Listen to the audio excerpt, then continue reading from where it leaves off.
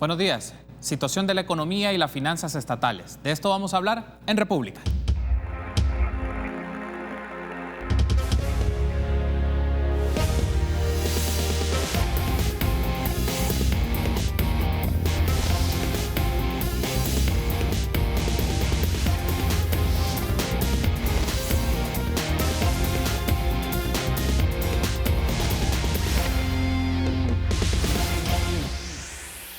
Muy buenos días, qué gusto que nos acompañe en una nueva edición de República. Les saluda Carlos Monterrosa, es un agrado que esté con nosotros por la mañana, miércoles 15 de mayo del año 2019, dedicado a analizar diferentes temas de la realidad de nuestro país. En esta ocasión vamos a hablar de la economía y de las finanzas públicas. En esta primera parte nos interesa saber cuál es la perspectiva desde las instancias estatales a través del Banco Central de Reserva, cuál es la situación de la economía y las proyecciones que se tienen en el transcurso de este año en función también de los indicadores que se tienen, y un poco hablar de las finanzas, de la fiscalidad pública, que son elementos importantes para la discusión. Y es un gusto para mí recibir a Óscar Cabrera, presidente del Banco Central de Reserva. Buenos días, doctor Cabrera. Qué gusto que nos acompañe nuevamente en este espacio. Muy buenos días, Carlos. Un saludo a la población salvadoreña.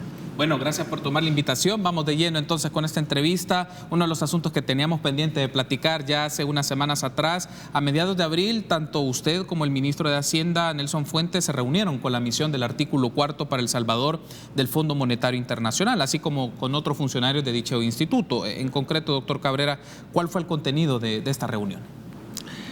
En estas reuniones de primavera, usualmente damos nuestro punto de vista sobre la coyuntura actual. Las proyecciones para este año son una tasa de crecimiento de 2.4. En la coyuntura hay un índice de volumen de la actividad económica que nos está marcando de enero a febrero. En promedio, la economía va creciendo 2.3, cercano a nuestra previsión. Otro de los elementos que coincidimos con la misión del Fondo Monetario es que nos encontramos en una fase alcista del ciclo de crecimiento económico. Nuestro crecimiento económico está unas décimas por arriba del crecimiento potencial, que es cercano al 2.2%. Digamos también, otra de las variables que planteábamos era el hecho que se ha estabilizado el ratio de la deuda al Producto Interno Bruto, o si lo queremos medir, pues al ingreso nacional.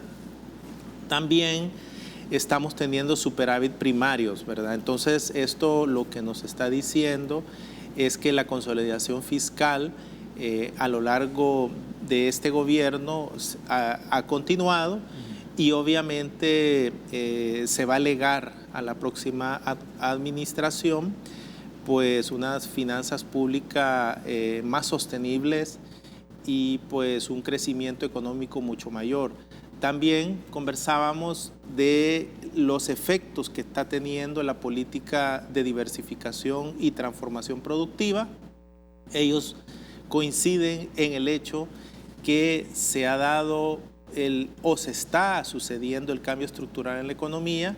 La productividad de la manufactura está creciendo por arriba de todos los sectores, y obviamente la creación de empleo se está dirigiendo desde los servicios hacia la manufactura y hacia la agroindustria. Esto es positivo porque son sectores de mayor nivel de productividad y obviamente pagan mejores salarios. Entonces, la transformación productiva está funcionando.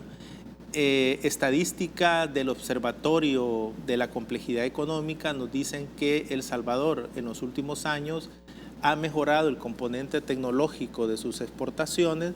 Estábamos en el puesto 8º en América Latina y hemos mejorado al puesto 5º. Bueno, entonces tenemos claro que la parte de la discusión y reuniones que se sostuvieron con miembros del Fondo Monetario Internacional es ver tema de las finanzas, pero también el tema de la economía y expresiones económicas que se están dando en el país en las últimas semanas, en los últimos meses. Ahora bien, se generaron acuerdos en función de esto con los representantes del Fondo Monetario, es decir, si también fue parte de las reuniones establecer mecanismos de financiamiento, nuevos proyectos de financiamiento, préstamos, o era básicamente plantear el estado de la situación económica y comercial que tenía el país, o ya bien avanzada una serie de acuerdos con representantes del Fondo Monetario respecto a financiamiento en concreto. Este gobierno no ha asumido ningún acuerdo stand-by con el Fondo Monetario. Lo que se va a publicar en los próximos días es ya el documento del artículo 4, que ya es la revisión anual que hace el Fondo Monetario sobre El Salvador. Les quiero mencionar que es un artículo 4 muy positivo para la economía salvadoreña. Ellos entran en materia en otras temáticas que ya lo hemos comentado, sí, y es que se ha reducido la pobreza, que se ha mejorado la desigualdad pues, del ingreso como parte de los indicadores también sociales y digamos vienen recomendaciones, por ejemplo, de un ajuste fiscal del 2%. Las recomendaciones pues obviamente son el punto de vista de la misión y del directorio del Fondo Monetario. Dentro de las recomendaciones las respetamos, pero algunas no las compartimos, como hacer un ajuste por el lado del impuesto al valor agregado. Desde el Banco Central nosotros siempre hemos tendido a una mayor progresividad pues, en los tributos y también por el lado de los gastos una mejora pues, administrativa. Obviamente siempre hay que hacer eficiencia al gasto, ¿verdad? Creo que eso es uno de los grandes objetivos en la política fiscal. Es decir, doctor Cabrera, las recomendaciones no se vuelven automáticamente en aplicaciones de política económica o de política financiera, a pesar de que el Fondo Monetario ha insistido un poco sobre estos temas en sus distintos informes del artículo 4. Sí, las recomendaciones no son como en el marco de un acuerdo stand-by, ¿verdad? Donde se transfiere un crédito a un país. Estamos viendo el caso de Ecuador. Ecuador es un país que asumió un acuerdo stand-by y obviamente a nivel de la sociedad salvadoreña muchas de las recomendaciones, entre comillas, no son del agrado de la población, ¿verdad? Entonces, esto es uno de los temas en los que creo yo que son puramente recomendaciones. Ahora, otro aspecto que también nos permite conectarlo con los informes del Fondo Monetario, pero nos lleva también al asunto de finanzas públicas en este sentido, porque el Fondo Monetario en sus informes, en sus misiones, uno de los aspectos que ha planteado es que en el país se requieren medidas estructurales respecto a los ingresos. Ese es uno de los puntos que se habla, es decir, hacer reformas o modificaciones en la estructura tributaria. Desde su perspectiva como economista y presidente del Banco Central de Reserva, ¿cuáles considera que son esos tributos que deben incluirse según las condiciones que tiene actualmente la economía salvadoreña? Si se piensa hacer reformas de carácter tributario, ¿cuáles serían aquellos tributos que deben incorporarse en función de cómo está nuestra economía? Sí. Yo quiero hacer mención del artículo 4 del 2014, donde la misión recomendaba incorporar el impuesto al patrimonio, el impuesto predial y obviamente revisar la estructura del último decil de hogares en el impuesto sobre la renta.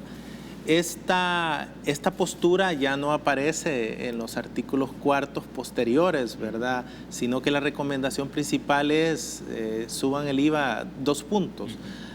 Una economía como la nuestra, donde el 86% del Producto Interno Bruto se apoya en los gastos de consumo de los hogares, pues obviamente eso tendría consecuencias negativas sobre la sociedad salvadoreña y también generaría pues una reducción del ingreso de la economía y un menor crecimiento económico. Esta medida no la recomendamos desde el banco porque no cumpliríamos los objetivos de reducir la deuda ni generar superávit primario, porque al caer el ingreso nacional pues caen los tributos, cae la actividad económica. Antes de irme a la pausa, doctor Cabrera, mencionaba que en el 2014 en este informe se hacía mención a esta serie de impuestos y con el paso del tiempo en los siguientes informes se ha quedado nada más en temas de ajuste en materia del impuesto al valor agregado en su aumento porcentual como una de las recomendaciones. Y el predial. Y el predial, más no ya el del patrimonio y otros ajustes también que se pueden hacer de quitar el IVA, por ejemplo, a ciertos tipos de productos o bienes en particular. Pero ¿qué habrá variado? ¿Les explicó el Fondo Monetario por qué varió un poco en estas recomendaciones que daban y ya no hablaron del patrimonio ni hablaron de otra serie de impuestos? No se abordó desde una perspectiva específica el tema. Cada jefe de misión tiene sus posturas o sus líneas en las cuales va a recomendar a un país. En el 2014 el jefe de misión era pues Daniel Kanda. Obviamente él sí propuso este tipo de ventas y fueron este tipo de recomendaciones y fueron avaladas por el directorio. Con la nueva jefa de misión, Alila Carrare, sus propuestas son más en el ámbito de recaudación indirecta, ¿verdad? Entonces, digamos, como país podemos incidir en lo que se llama el informe BAF. Actualmente estamos trabajando el informe BAF para dar nuestro punto de vista como República de El Salvador frente al documento del artículo 4. Ahí damos nuestras posturas. En el BAF del año pasado logramos incorporar el tema que un ajuste fiscal como el que recomendaba la misión iba a tener consecuencias negativas en el crecimiento económico y en los niveles de inversión privada. Un conjunto de directores del Fondo Monetario estuvieron a favor de la postura de la misión del fondo y otro grupo de directores acompañaron la postura del gobierno de El Salvador, ¿verdad? Entonces, creo que ese es el lugar donde uno incide más que en el documento del artículo 4. En el espacio del directorio. Sí, es en ese documento que se anexa al artículo 4 donde está la visión de El Salvador y después sale el press-release del directorio del fondo. Ok, muy bien. Tengo que hacer la pausa, doctor Cabrera. Al regresar hablemos de finanzas públicas, unos aspectos que me gustaría consultarle y luego hacemos la transición a la situación de la economía y del comercio exterior. Regresamos.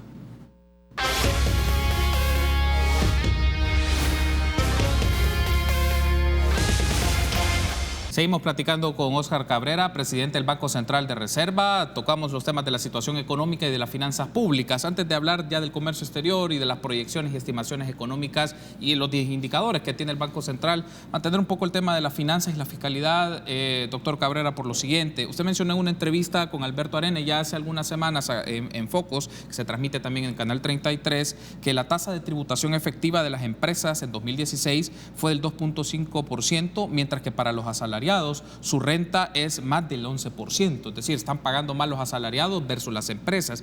Le consulto sobre esto, doctor. ¿Usted considera que el gobierno tiene una deuda con esto por no haber modificado una estructura tributaria en favor de los asalariados? Es decir, ¿ha sido deficiente en el tema de proponer o llevar modificaciones en el esquema tributario sobre esto? Sí, los cambios obviamente que un gobierno propone se llevan a la Asamblea Legislativa y es necesario tener pues una mayoría para que este conjunto de reformas pasen, sean aprobadas y obviamente sean ley de la República.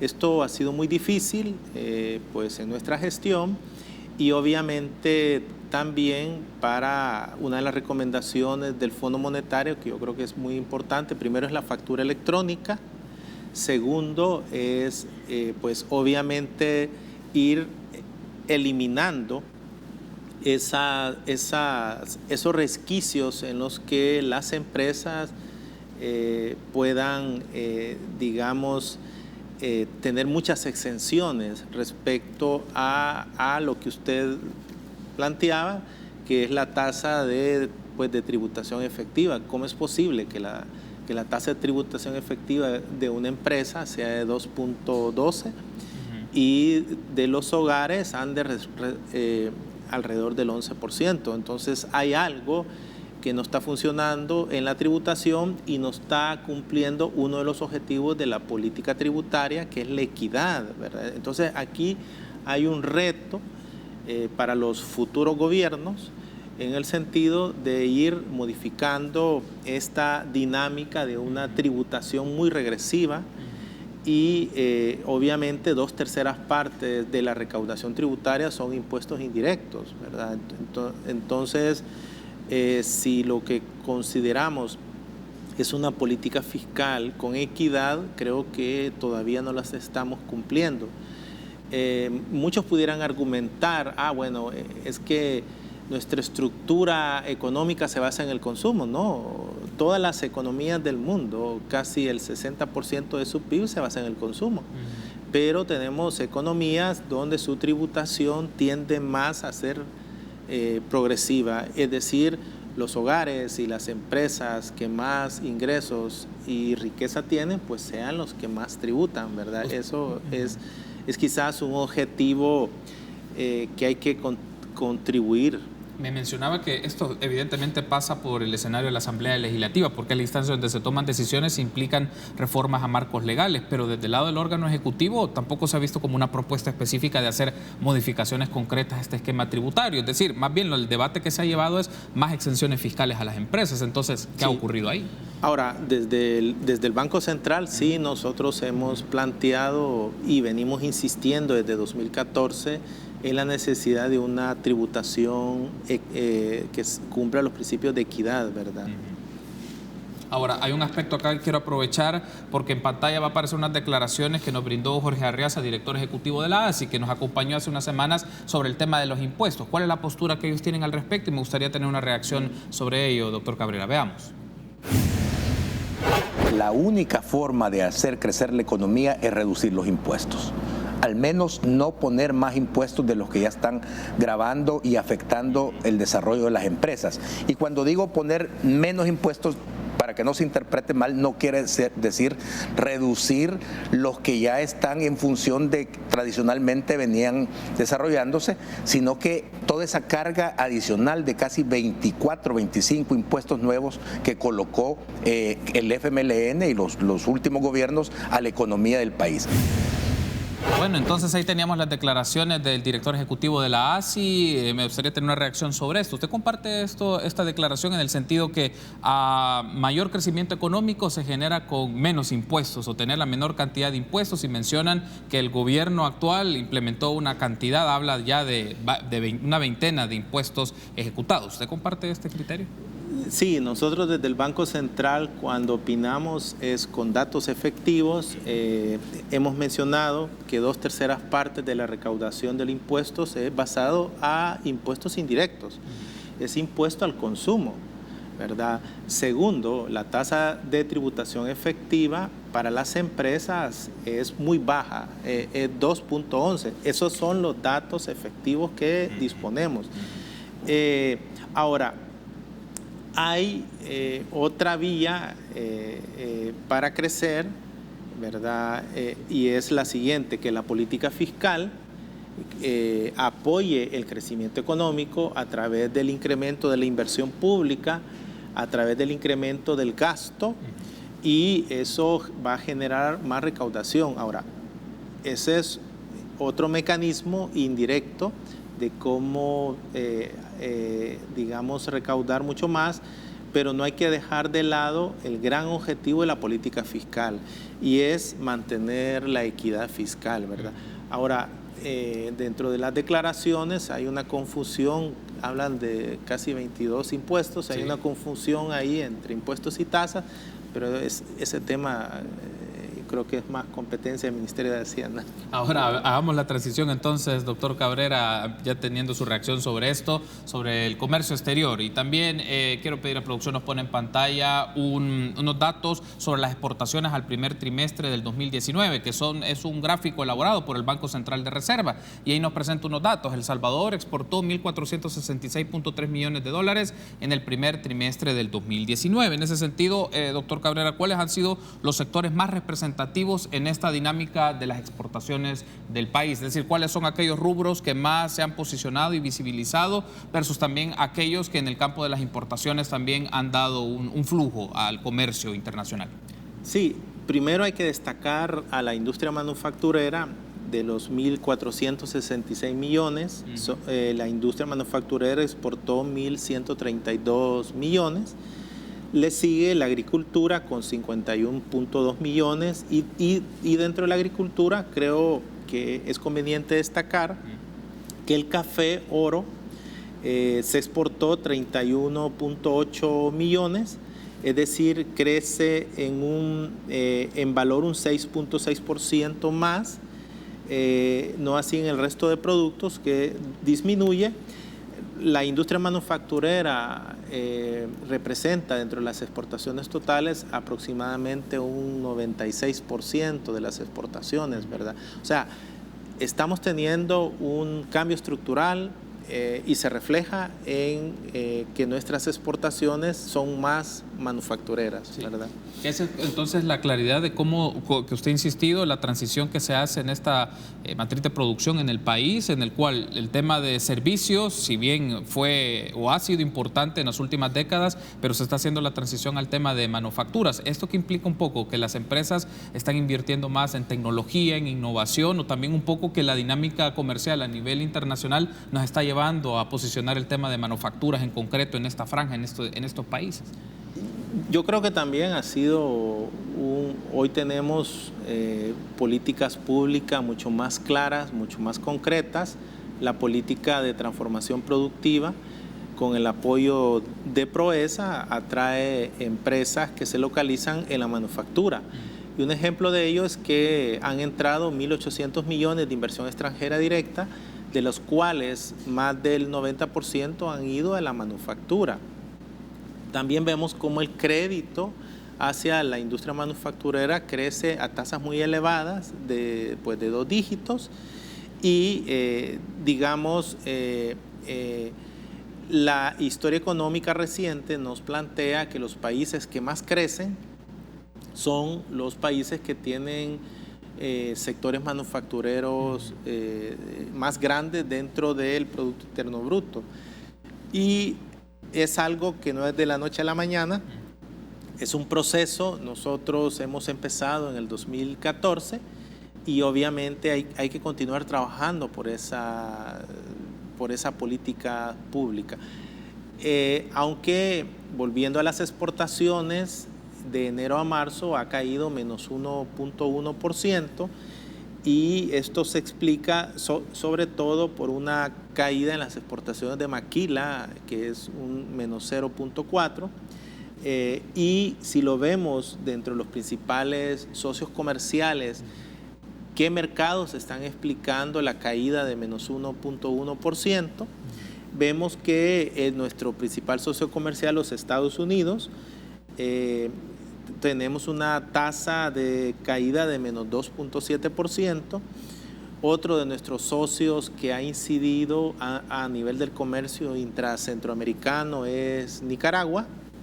Nicaragua, nuestro comercio, nuestras exportaciones a Nicaragua han caído menos 7.6%. Entonces, vemos por un lado un choque político pues en Nicaragua y una reducción del ingreso de los hogares pues nicaragüenses. El crecimiento del PIB ha sido muy bajo el año pasado en Nicaragua, y por otro estamos viendo cómo los Estados Unidos, su propensión a importar se ha venido desacelerando, y esto no solo le está pasando dirigida a las compras que hace de productos salvadoreños, sino lo mismo le ha pasado a Guatemala, a Honduras, que han tenido una evolución hacia los mercados de Estados Unidos de crecimiento, ¿verdad? En el caso de los Estados Unidos, pues obviamente estamos frente a una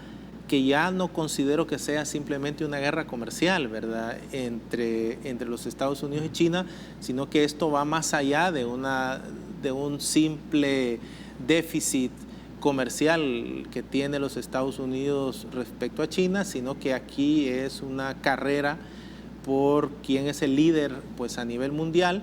Ya el año pasado China es la primera potencia mundial.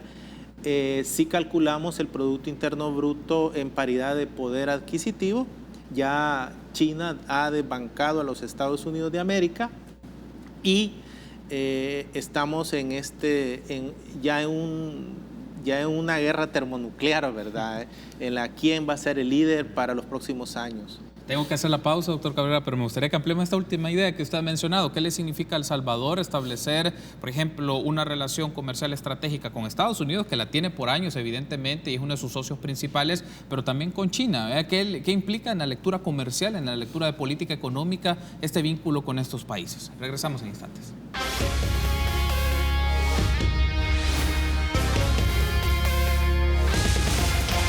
Último bloque de esta primera parte de República. Hablamos con Óscar Cabrera, presidente del Banco Central de Reserva, y nos habíamos quedado con esta idea que usted mencionó en el segmento anterior, doctor Cabrera, de qué significa también para la política económica de El Salvador establecer una relación comercial estratégica con Estados Unidos, que la tiene, y los datos, como lo ha presentado, de su socio, uno de los socios comerciales principales del país en el tema de las exportaciones, también por el tema de importaciones, pero en esto está China, y se ha generado una discusión política alrededor de esto, pero yo me quiero concentrar en el tema económico. ¿Por dónde pasa una política económica estratégica de El Salvador que mantiene su vínculo con Estados Unidos y lo puede ampliar, pero también con China por este esquema de oportunidades? A pesar de que el escenario internacional, como usted lo menciona, es una guerra comercial que ya tiene unas implicaciones bastante fuertes sobre aranceles, se suben aranceles, se aumentan, qué implicaciones tiene la importación de ciertos bienes, cómo queda El Salvador en esa dinámica o cómo pasa una política estratégica de El Salvador ante estos dos países. Sí. Creo que es muy importante siempre uno revisar la web de las Naciones Unidas y sobre todo sostener la importancia del multilateralismo frente a otras posturas que no ayudan, digamos, al intercambio comercial, financiero a nivel mundial. El multilateralismo parte del hecho que una economía establece relaciones diplomáticas con todas las economías posibles, con el objetivo de mejorar el nivel de vida de sus habitantes. Ese es el caso de El Salvador. El Salvador, ya nuestros empresarios tienen relaciones comerciales con la República Popular de China, más de 1.500 millones de importaciones el año pasado. Y obviamente yo creo que China, ya decíamos, ya se ha convertido en la mayor potencia mundial, un componente de innovación tecnológica muy fuerte, y creo yo que la recomendación es no mantener los huevos en una sola canasta, ¿verdad?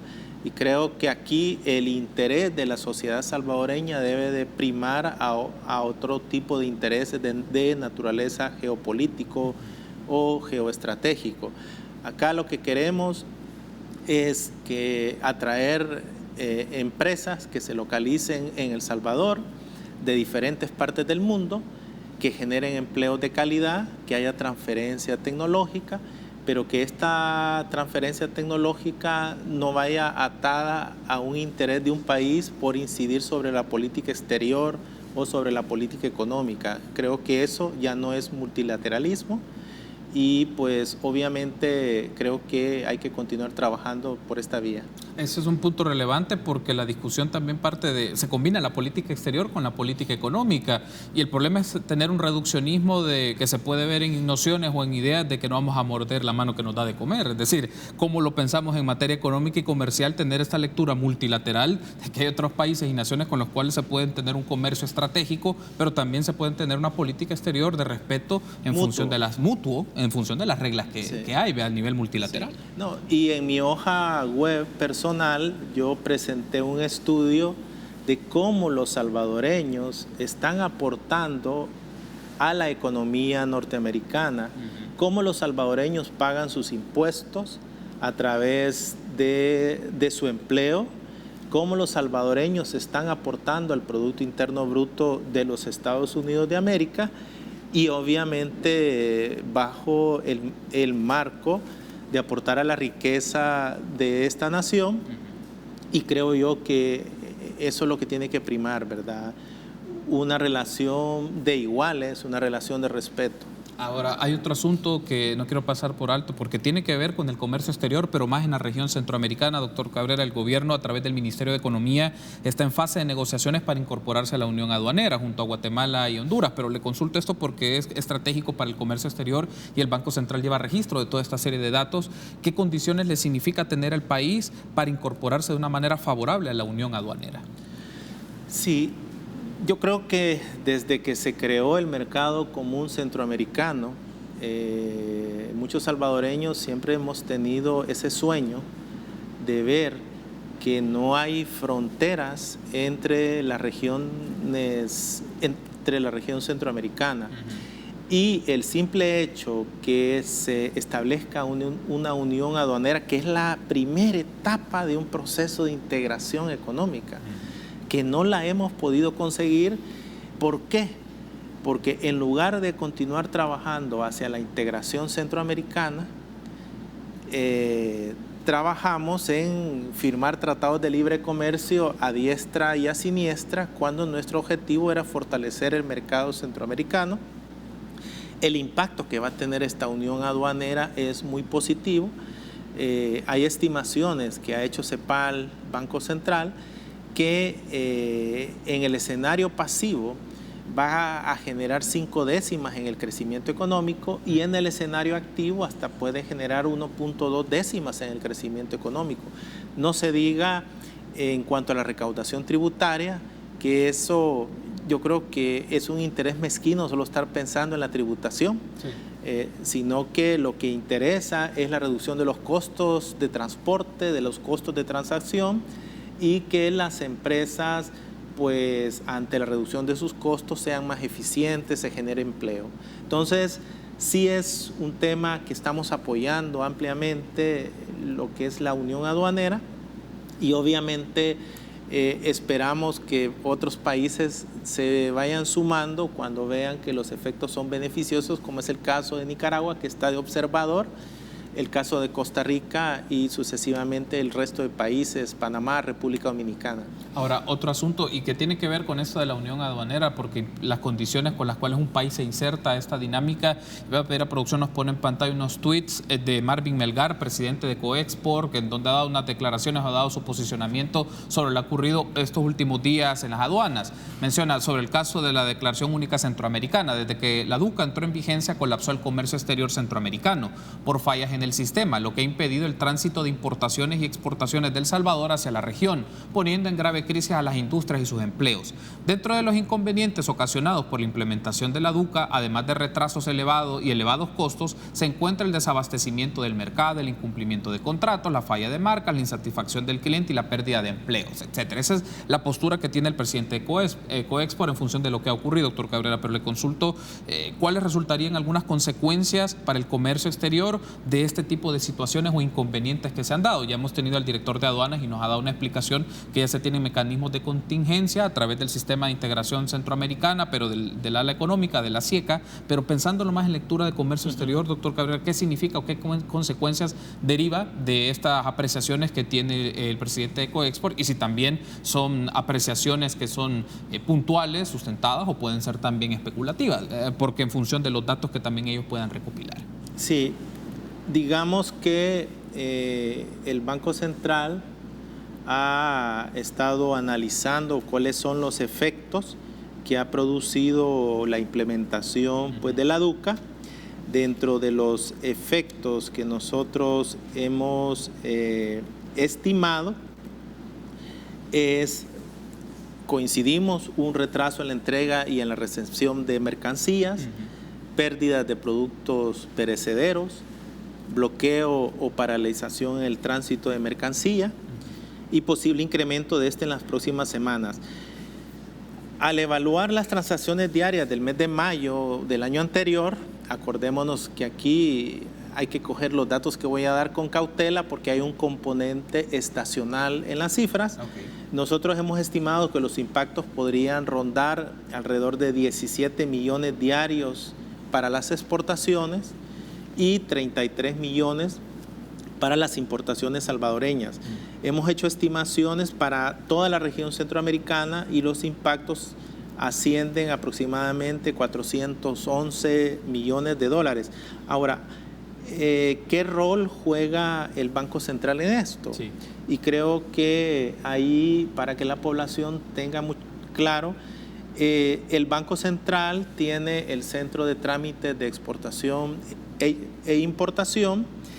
Cuando el Consejo de Ministros de Integración Económica, que se llama COMIECO, aprobó 2 resoluciones, uso del DUCA a partir del 1 de abril del 2019, que esta resolución es la 409 de 2018, y la entrada en vigencia a partir del 7 de mayo, junto con el documento de interconexión electrónica que le toca Así es, nosotros somos ejecutores de estas disposiciones, ¿verdad? Nuestros sistemas electrónicos han funcionado, ¿verdad? O han estado trabajando.